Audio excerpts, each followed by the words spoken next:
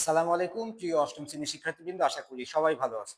আমরা ইতিমধ্যে তোমাদের গণিতের প্রথম অধ্যায়ের মূল বইয়ের যে অঙ্কগুলো আছে এমসিকিউ টাইপ এবং সৃজনশীল টাইপ সেগুলো শেষ করেছি এবং বিগত সালে বোর্ডে এসেছে এমন গুরুত্বপূর্ণ 4টি সৃজনশীল আমরা শেষ করেছি। আজকে থেকে আমরা এই অধ্যায়ের গুরুত্বপূর্ণ এমসিকিউ শেষ করবো ইনশাআল্লাহ। আমরা 3টি ক্লাসে টোটাল 18টি এমসিকিউ নিব। এই টোটাল 18টি এমসিকিউ বিভিন্ন বোর্ডে বা বিভিন্ন স্কুলে এসেছে বিগত সালগুলাতে। তো সেইগুলা বাছাই করে আমরা এখানে তোমাদের 3টি ক্লাসে 18টি এমসিকিউ টাইপ কোশ্চেন সলভ করাবো এবং আশা করি এই 18টি কোশ্চেন যদি তোমরা খুব ভালোভাবে সলভ করতে পারো, বুঝতে পারো, তাহলে এই অধ্যায় থেকে যে ধরনের কোশ্চেন আসুক না কেন খুব সহজেই তোমরা অ্যান্সার করতে পারবা। তো চলো শুরু করা যাক। আমাদের 1 নম্বর অঙ্কটিতে বলছে 1, 3, 5, 7 প্যাটার্নটি কোন বীজগাণিতিক রাশি দ্বারা প্রকাশ করা যায়। আমরা কিন্তু অলরেডি শিখেছি বীজগাণিতিক রাশি কিভাবে তৈরি করতে হয়, তাই না? বীজগাণিতিক রাশি তৈরি করার প্রথম শর্ত হচ্ছে যে সংখ্যাগুলো দেওয়া থাকবে এই সংখ্যাগুলোর পার্থক্য বের করে নিতে হয়। দেখো আমার দেওয়া আছে 1, 3, 5, 7, তাহলে এই সংখ্যাগুলোর মধ্যে পার্থক্য কত আছে? 2। তাহলে বীজগাণিতিক রাশি তৈরি করার একেবারে প্রথম শর্ত কি, আমার এই যে পার্থক্যটা নিতে হবে। এরপরে আমার দেখতে হবে আমার প্রথম সংখ্যা কি আছে, 1।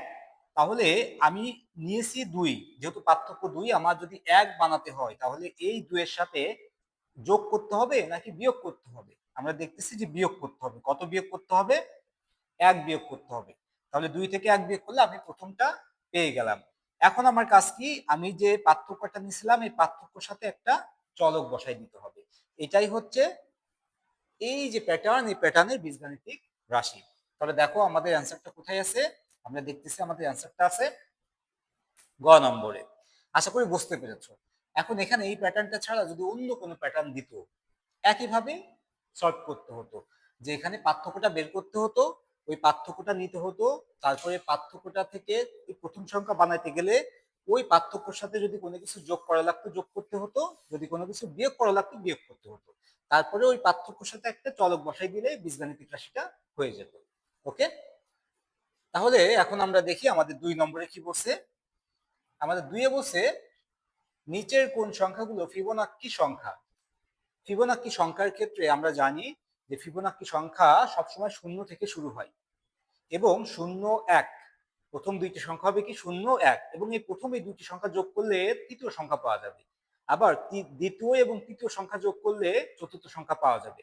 তার মানে ফিবোনাক্কি সংখ্যার প্রথম শর্ত হচ্ছে 0, 1 দিয়ে শুরু হবে, প্রথম সংখ্যা 0, দ্বিতীয় সংখ্যা 1। এরপরে পূর্বের দুটি সংখ্যা যোগ করলে পরবর্তী সংখ্যা পাওয়া যাবে। তাহলে পূর্বে মানে 0, 1 যোগ করলে আমার তৃতীয় সংখ্যা আমরা কত পাবো? 0 আর 1 যোগ করলে 1। ওকে, এবার দ্বিতীয় সংখ্যা 1, তৃতীয় সংখ্যাও 1, তাহলে দ্বিতীয় আর তৃতীয় সংখ্যা যোগ করলে পাবো আমি চতুর্থ সংখ্যা। আবার তৃতীয় আর চতুর্থ সংখ্যা যোগ করলে আমি পাবো পঞ্চম সংখ্যা।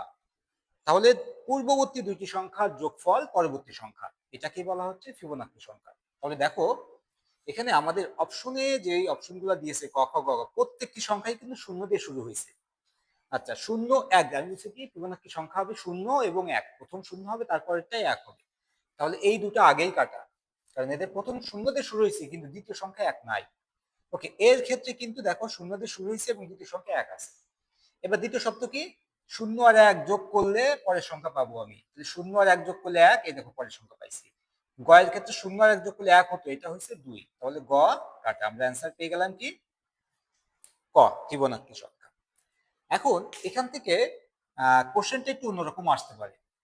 ধরো এখানে কয়টা পদ দেওয়া আছে ফিবোনাক্কি সংখ্যার, 1, 2, 3, 4, 5। ধরো এইটাই এই প্রশ্নে দেওয়া আছে যে 0, 1, 1, 2, 3 ফিবোনাক্কি সংখ্যার বা প্যাটার্নের এই প্যাটার্নটির সপ্তম পদ কত সে বলছে কি সপ্তম পদ বের করো। তাহলে 1, 2, 3, 4, 5 পঞ্চম পদ দেওয়া আছে, তাহলে ষষ্ঠ পদ কি হবে দেখো তো, এই দুটো পদের যোগফল, তাহলে 3 আর 2 5, ষষ্ঠ পদ হবে 5, সপ্তম পদ কি হবে 5 আর 3 8। আশা করি বুঝতে পেরেছো। তাহলে এটা দুই ভাবে আসতে পারে, যে নিচে কোনটি ফিবোনাক্কি সংখ্যা এইভাবে, অথবা এটা কোশ্চেনে দেওয়া থাকবে থেকে এটা বলবে এর পঞ্চম পদ, ষষ্ঠ পদ, সপ্তম পদ বা নবম পদ যে কোনো একটা পদের কথা বলবে, এটা বের করো। আশা করি বুঝতে পেরেছো যে কিভাবে বের করতে হবে। ওকে, এবার 3 নম্বরটা আমরা দেখি। আমাদের বলছে 1 যোগ 2 যোগ 3 যোগ ডট ডট ডট যোগ 25 সমান সমান কত। আমরা এই যোগ 25 সমান সমান কত, মানে এটা দেখে আমরা বুঝছি যে সবগুলো যোগফল, তার মানে সমষ্টি বের করতে বলছে। তাহলে আমরা কিসের সূত্রে যাব? সমষ্টির সূত্রে যাব, তাই না? তাহলে সমষ্টির সূত্র কি ছিল? প্রথম সংখ্যা, প্রথম সংখ্যা যোগ শেষ সংখ্যা গুণিত পদ সংখ্যা ডিভাইডেড বাই 2।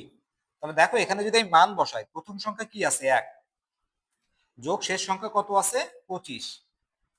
ওকে, এর সাথে গুণ হবে কি? পদ সংখ্যা। পদ সংখ্যা মানে কতগুলো সংখ্যা আছে দেখো, 1 2 3 ডট ডট ডট 25। তার মানে প্রত্যেকটি সংখ্যাই কিন্তু এখানে আছে, 1 2 3 ক্রমান্বয়ে যাচ্ছে, প্রত্যেকটি ক্রমিক স্বাভাবিক সংখ্যা আছে। 1 থেকে 25 পর্যন্ত কতগুলো সংখ্যা আছে? 25টি। 25টি সংখ্যা এখানে আছে। তাহলে পদ সংখ্যা 25 ভাগ 2। তাহলে এটা ক্যালকুলেট করলে 25 আর 1 26 গুণিত 25 ভাগ 2, 2 দিয়ে 26 কাটো, তাহলে হবে 13। 13-র সাথে যদি 25 গুণ করি আমরা, তাহলে অ্যান্সারটি পাবো হচ্ছে 25-এর সাথে 10 গুণ করলে 250 আর 3 25 75। তাহলে 250 আর 75 হচ্ছে 325। অ্যান্সারটি কত পাচ্ছি আমরা? খ, 325। আশা করি বুঝতে পেরেছো। ওকে, এখন এই সংখ্যাটি তোমাদের একটু চেঞ্জ করে যদি আসতো, ধরো এখান থেকে 25 পর্যন্ত না দিয়ে তোমাদের 50 পর্যন্ত দিতে পারতো, 100 পর্যন্ত দিতে পারতো, 99 পর্যন্ত দিতে পারতো। যেটাই দিক না কেন, আমাদের সমষ্টি সূত্রে এই যে ফরম্যাটটা আছে, প্রথম সংখ্যা শেষ সংখ্যা পদ সংখ্যা, এগুলো ফেলে দিলেই কিন্তু অঙ্কটা মিলে যাবে। আশা করি বুঝতে পারছো।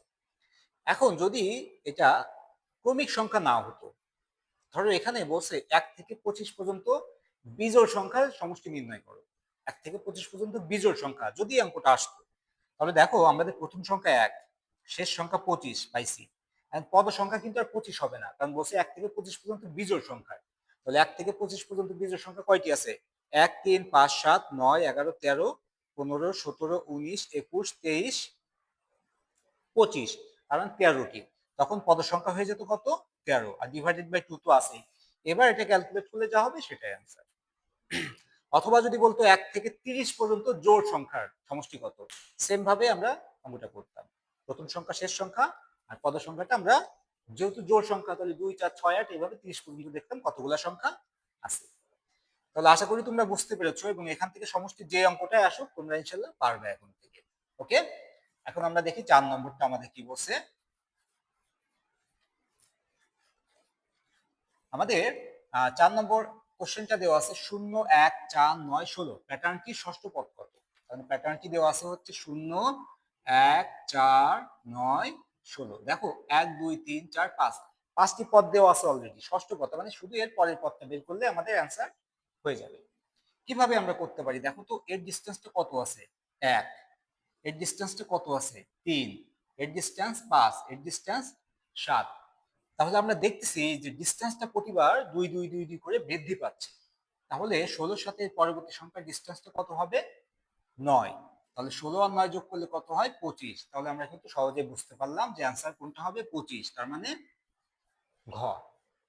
এখন এই যে কোশ্চেনটা, এটা অন্য কোনো ভাবে সলভ করা যায় কিনা?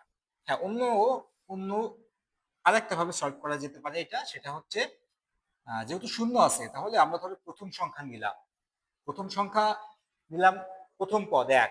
এখন আমার প্রথম পদটা শূন্য, তাহলে একে শূন্য করতে গেলে আমি ধরো 1 নিলাম, সমান সমান কি হলো? শূন্য হলো। ওকে, এখন ধরো আমি দ্বিতীয় পদ নিলাম, দ্বিতীয় পদ থেকে আমার সূত্রের 1 মাইনাস হবে, তাহলে কত পাচ্ছি আমি? 1। এটাও কিন্তু মিলছে। ওকে, এখন আমাদের বলছে তৃতীয় পদ, তাহলে তৃতীয় পদ 3 মাইনাস 1 সমান সমান 2 হচ্ছে, কিন্তু আমার লাগবে কত তৃতীয় পদে? 4। তাহলে 4 করতে গেলে 2 এর কি লাগবে? স্কোয়ার। এখন দেখো তো আমি যদি এটাকে স্কোয়ার করে দিই, তাহলে কি হচ্ছে? এখানে তৃতীয় পদ 4 পেয়ে যাচ্ছে না আমি? তৃতীয় পদ দেখো তো 4ই আসছে। তাহলে এইটাকেও যদি আমি স্কোয়ার করতাম তাহলে কিন্তু সমস্যা হতো না, কারণ 1, 1 এর স্কোয়ার করলে 1। এটাকেও যদি স্কোয়ার করতাম, 1 থেকে 1 গেলে 0, 0 স্কোয়ার করলে 0, তাহলে কিন্তু আমরা একটা স্কোয়ার দিলেই হয়ে যাচ্ছে।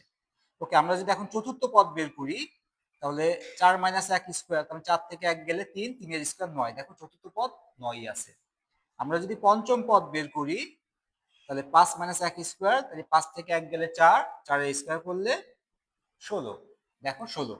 আমরা যদি ষষ্ঠ পদ বের করি, তাহলে ষষ্ঠ পদ 6 মাইনাস 1 স্কোয়ার, তাহলে 6 থেকে 1 গেলে 5, 5 এর স্কোয়ার করলে 25। দেখো ষষ্ঠ পদ 25। এখন তোমরা যে কোনো একটা সূত্র অ্যাপ্লাই করতে পারো। এখন এই সূত্রটা প্রত্যেকটা অঙ্কের ক্ষেত্রে যে হবে তা না, এই অঙ্কটার সাথে মিলে গেছে, এই জন্য এই সূত্রটা আমরা অ্যাপ্লাই করতে পারছি। আর এটা তোমরা দেখে বুঝতে পারতেছো যে এটা পার্থক্য কত কত করে বাড়তেছে। এখন তোমরা যেভাবে এটা সেভাবেই এই ধরনের কোশ্চেন অ্যান্সার করতে পারো। যদি কোনো সূত্র মেক করতে পারো ওই সময় উপস্থিত, তাহলে সূত্র মেক করেও করতে পারো, অথবা এভাবে কাউন্টিং করেও করতে পারো। এটা হচ্ছে তোমাদের উপরে। ওকে, আশা করি বুঝতে পেরেছো তোমরা অ্যান্সারটি। ওকে, আমরা 5 নম্বরটি দেখি এবার। 5 নম্বরে আমাদের বলতেছে 5 ক্রমের ম্যাজিক বর্গের ম্যাজিক সংখ্যা কত। এই ধরনের কোশ্চেন বিভিন্ন বোর্ডে বিভিন্ন ভাবে আসতে পারে। যেমন এখানে 5 ক্রমের বলছে, আমাদের আর বলতে পারতো 3 ক্রমের ম্যাজিক বর্গের ম্যাজিক সংখ্যা কত, অথবা 4 ক্রমের ম্যাজিক বর্গের ম্যাজিক সংখ্যা কত। আমরা জানি 3 ক্রমের ম্যাজিক বর্গের ম্যাজিক সংখ্যা হচ্ছে 15, 4 ক্রমের হচ্ছে 34, 5 ক্রমের হচ্ছে 65। এখন কথা হচ্ছে এই যে এগুলা মনে রাখা সবসময় কি মনে থাকবে কিনা, অথবা আমার যদি এখন বলতো 7 ক্রমের, 8 ক্রমের, 9 ক্রমের, তাহলে আমরা কিভাবে বের করতাম এই ম্যাজিক সংখ্যাটা? সব তো মনে রাখা কি সম্ভব? এর জন্য আমরা যদি ছোট্ট একটা সূত্র মাথায় রাখি যে ম্যাজিক, এই যে ক্রমের ম্যাজিক বর্গের ম্যাজিক সংখ্যাটি কি হবে, এটা হচ্ছে ক ইন্টু ক স্কোয়ার প্লাস 1 ডিভাইডেড বাই 2। আমরা যদি এই সূত্রটা মনে রাখি ক ইন্টু ক স্কয়ার প্লাস 1 ডিভাইডেড বাই 2, এই কটা কি, কটা হচ্ছে কত ক্রমের ম্যাজিক বর্গের কথা বলছে। এখন আমাকে বলছে এখানে 5 ক্রমের, তাই না? তাহলে ক এর মান 5 ইন্টু 5 স্কয়ার প্লাস 1 ভাগ 2। দেখো 5 ইন্টু 5 স্কয়ার মানে কত, 25, 25 সাথে 1 যোগ করো তাহলে কত, 26 ভাগ 2। এই 2 দিয়ে 26 কে কাটলে কত হয়, 13। 5 13 65। ওকে, এখন যদি আমি বলতাম 4 ক্রমের ম্যাজিক সংখ্যা কত হবে, তাহলে 4 ইন্টু 4 স্কোয়ার প্লাস 1 ভাগ 2। তাহলে 2 দিয়ে 4 দিয়ে কাটলে 2, 2 গুণিত 4 16 আর 1 17, 17 দুগুণি 34। আমরা যদি বলতাম 3 ক্রমের, তাহলে দেখো 3 ইন্টু 3 স্কোয়ার প্লাস 1 ভাগ 2, তাহলে 3 গুণিত 3 3 9 আর 1 10 ভাগ 2, 2 দিয়ে 10 এ কাটো 5, 3 5 15। দেখো 3 ক্রমের কিন্তু 15, 4 ক্রমের 34, 5 ক্রমের 65। আমরা কিন্তু এই সূত্র দিয়ে সবগুলাই বের করতে পারতেছি। এখন যদি তোমাদের বলতো 7 ক্রমের কত, 8 ক্রমের কত, 9 ক্রমের কত, তোমরা এই সূত্রতে যত ক্রমের বলবে কয়ের মানটা তত বসাই দিলেই, ক্যালকুলেট করলেই অ্যান্সারটা পেয়ে যাচ্ছ। আশা করি তোমরা বুঝতে পেরেছো যে এই ধরনের কোশ্চেন যদি আসে ঘুরাই ফিরাই কিভাবে সলভ করতে হয়। তাহলে এখানে 5 ক্রমের কথা বলছে, আমাদের অ্যান্সারটা হবে গ। ওকে, এরপরে আমরা 6 নম্বর কোশ্চেনটা দেখি। 6 আমাদের বলছে 779 সংখ্যাটি কোন বীজগণিত রাশির 111তম পদ। মানে এখানে 4টি বীজগণিত রাশি আমাদের দিয়ে দিয়েছে। এই বীজগণিত রাশির কোনটাতে, এই যে ক মানে হচ্ছে কততম পদ, তাই না? তাহলে কোনটাতে 111 বসালে 779 হবে সেটা আমাদের দেখতে হবে। এখন এই 4টাতেই তো 111 বসায় দেখা সম্ভব না, আমাদের চোখের দেখাই বুঝে নিতে হবে। দেখো এখানে আছে 555, এর সাথে ক আছে গুণ আকারে। এই 555 সাথে যদি 111 গুণ করি তাহলে তো সেটা 50 55,000 60,000 কাছাকাছি যাচ্ছে, তাহলে এটা তো হবে না, আমার তো লাগবে অনলি 779। একই ক্ষেত্রে 711 সাথে যদি 111 গুণ করো 777 এর সাথে, তাহলে তো এটা আরো অনেক বড় সংখ্যা হয়ে যাচ্ছে, এটাও হবে না। তাহলে বাকি থাকলো আমাদের এই দুইটা। তাহলে দেখো এই 7 ক 7 ক, 7 কর সাথে, তার মানে 7 সাথে ক, এই ক মানে 111, 7 সাথে 111 গুণ করলে কত পাই আমরা, 777। 777 আমার লাগবে 779, তাহলে আর কত লাগবে, যোগ লাগবে 2। তাহলে দেখো 7 ক যোগ 2 কোনটায় আছে, এটাই আছে। তাহলে আমাদের অ্যান্সার হচ্ছে খ। আশা করি বুঝতে পেরেছো তোমরা। তাহলে আমরা আজকে যে 6টি অঙ্ক করলাম, এই 6টি অঙ্ক কিন্তু 6টা প্যাটার্নের অঙ্ক। তার মানে এই 6টা প্যাটার্ন থেকে যেভাবেই ঘুরে আসুক না কেন তোমরা কিন্তু অ্যান্সার করতে পারবে। এখন তোমাদের বলতে পারতো এখানে একটা সংখ্যা দিয়ে, এত সংখ্যাটি কোন বীজগণিত রাশির এততম পদ, তাহলে এখানে যে চলকটা থাকতো চলকে এই মানটা বসাই দিতে হতো, তারপর যোগ বের করে দেখতে হতো কোনটায় বসালে মানটা সঠিক হচ্ছে সেটা বের করতে হতো। ওকে, আশা করি তোমরা বুঝতে পেরেছো। পরবর্তী ক্লাসে আমরা এমসিকিউ নিয়ে আরো কথা বলবো, এবং এমসিকিউ নিয়ে আমরা আরো 2টা ক্লাস নিব। এই 2টা ক্লাসে আমরা ইনশাআল্লাহ সব কভার করে ফেলবো, যত ইম্পর্টেন্ট এমসিকিউ এখান থেকে আছে। ওকে, তো পরবর্তী ক্লাস দেখার জন্য অগ্রিম শুভকামনা।